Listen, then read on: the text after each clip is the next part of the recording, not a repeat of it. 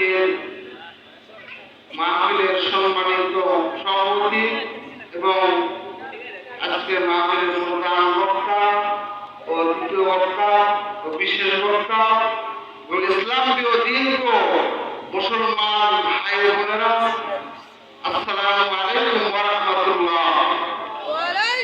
আল্লাহ রাব্বুল আলামিনের অসংখ্য শুকরিয়া যে মহান আল্লাহ রাব্বুল আলামিন আমাদেরকে মুসলমান দুনিয়া এই জমিনের মধ্যে পাঠাইছে। সকলে আলহামদুলিল্লাহ।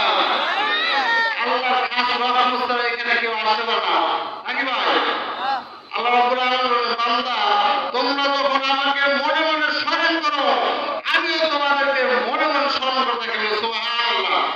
আর তুমি সভা সমাবেশে আমাকে যখন মিডিয়া স্মরণ করো, তার চেয়েও ভালো সময় এবং ফেরেশতাদেরকে নিয়ে আমি আলোচনা করতে থাকি। সুবহানাল্লাহ। আমাদের এই সময়টুকু ব্যয় হইতেছে আল্লাহ রাব্বুল আলামিনের গুণগান করার কাজে। হয়তো এই সময়টুকুর কারণে আল্লাহ রাব্বুল আলামিন আমাদেরকে ক্ষমা করে দিতে পারে। পারে কিনা ভাইরা? পারে। আপনি শব্দ অর্থ শুধু প্রচার করা, ইসলামী পরিভাষায় আল্লাহর দ্বীনকে বিশ্ববাসীকে পৌঁছে দেওয়াকে তাবলীগ বলে, কথা ঠিক কিনা ভাইরা? দীর্ঘদিন বৃষ্টি না হলে জমি শুকিয়ে যায়, এতে বৃক্ষ তরুণতা কোনো কিছুই কথা না। তদ্রূপ মাঝে মাঝে কোরআন হাদিসের কথা না শুনলে মানুষের হৃদয়টা কঠিন অন্ধকার হয়ে যায়, কথা ঠিক কিনা? এই জন্য যুগে যুগে নবী রাসূল পাঠাইয়া মানব জাতিকে সর্বদা আনিয়েছেন, কিন্তু মুহাম্মদ সাল্লাল্লাহু আলাইহি ওয়াসাল্লামের পর আর কোন নবী রাসূল আসবেন না। সুতরাং বিশ্ববাসীকে হিদায়াতের দায়িত্ব দিলেন আলেমের, কথা ঠিক কিনা? এই জন্য তালিম আসলে কোরআন হাদিস শিক্ষা করা যায়। কোরআন হাদিস দ্বারা আল্লাহ আদেশ, আল্লাহর সাথে না মানার করলে কি হয়, এই বিষয়গুলো জানা যায়। জানা যায় কি না ভাই আমার?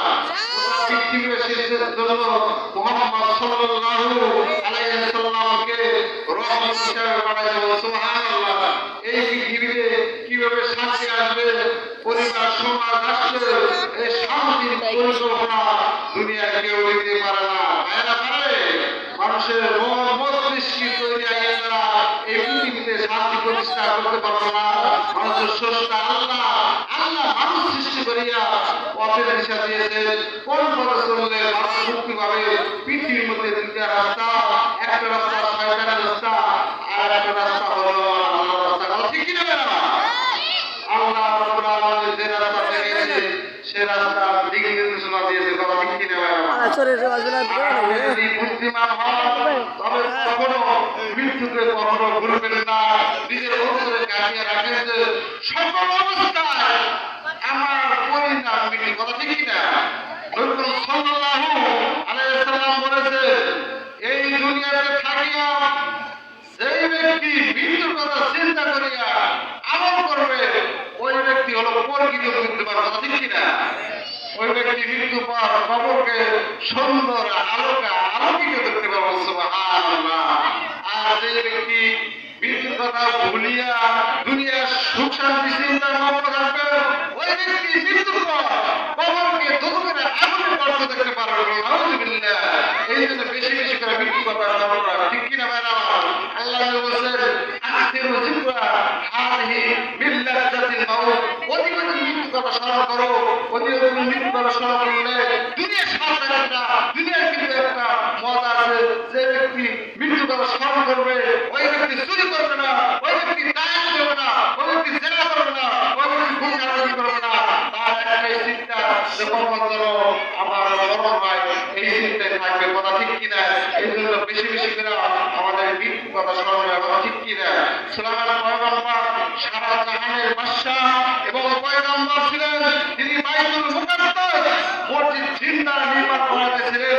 মসজিদের কাজ দেখার জন্য যাইয়া দাঁড়ায়, আর হযরত সাল্লাল্লাহু এসে উপস্থিত হয়ে গেলেন। সুলাইমান পয়গম্বর বললেন, ভাই আজরাইল, তুমি কি জন্য এসেছো? সুলাইমান পয়গম্বর বললেন, হুজুর। আল্লাহ সাল্লাম বলেন, হুজুর আপনার রূহ নিতে এসেছি। সুলাইমান পয়গম্বর তখন বললেন, আমার তো মসজিদের কাজ বাকি আছে, হিসাব কিতাব বাকি আছে, আর একটু সময় দেয়। আজরাইল সাল্লাম বলেন শীঘ্রই মৃত্যুর জন্য তৈরি হয়ে যান। এই বলে আজরাইল সাল্লাম বলেন আপনি শীঘ্র মৃত্যুর জন্য তৈরি হয়ে যান।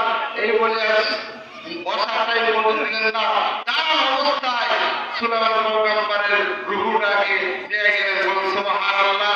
যিনি সারা জাহানের বাদশা এবং পয়গম্বর ছিলেন, যিনি সারা জাহানের বাদশা এবং পয়গম্বর ছিলেন, যিনি আজরাইল সাল্লামের সাথে কথাবার্তা বললেন, তার যে এই ধরনের অবস্থা হয়, আমাদের মতো মানুষের কোন অবস্থা হতে পারে একটু মনকে বোঝানোর দরকার। কথা ঠিক কিনা বাবা? এই জন্য মৃত্যু হাতে কোনো মানুষের দেখা যাবে না, প্রত্যেকেরই মরা লাগবে। না মরা মানুষ এইখানে কেউ নাই যে আমি মরবো না, সকলেই মরবে। মৃত্যুর পরে একটা জায়গা আসতেছে ভাই আমার, সেই জায়গাটা হলো বাবার। কথা ঠিক কিনা বাবা? মৃত্যুর পরে অনেক একটা জায়গা আসতেছে, সেই জায়গাটা হলো কবর। যে ব্যক্তি 20 বার কবর কথা স্মরণ করবে সে শহীদ মর্যাদা পাবে। সুবহানাল্লাহ। সাক্ষী গুণ বলেছে 11 জানা পুরা আজমান জুদাই সিরাহাতাল কিয়ালি আশাই। আগে যদি জানতাম দুনিয়া আমাকে যত হয়ে যাবে, তাহলে কি এ দুনিয়া তোর সাথে কি আমি দুস্তি করিতাম? আজকে আমাদের গুনাহ আছে, তোবা নাই। কথা ঠিক কিনা? উম্মত আছে, সুন্নাত নাই, বান্দা আছে, বন্দী নাই, ওয়াজ আছে, আমল নাই। যার গুনাহ ছিল না, যার খাতিরে আপনি আমি সৃষ্টি, তাম দুনিয়া সৃষ্টি, যিনি শুয়ে আছেন মদিনায় মুহাম্মদ সাল্লাল্লাহু আলাইহি সাল্লাম, নাম শুনলে সাল্লাল্লাহু আলাইহি সাল্লাম বলা লাগে, কিন্তু আমাদের সকলেই জানা আছে কিন্তু মারা নাই। কথা ঠিক কিনা? আজকে মুসলমান শুধু মুখে বললে হবে না, লেখা দিলে হবে না, কালেমা পড়লে হবে না।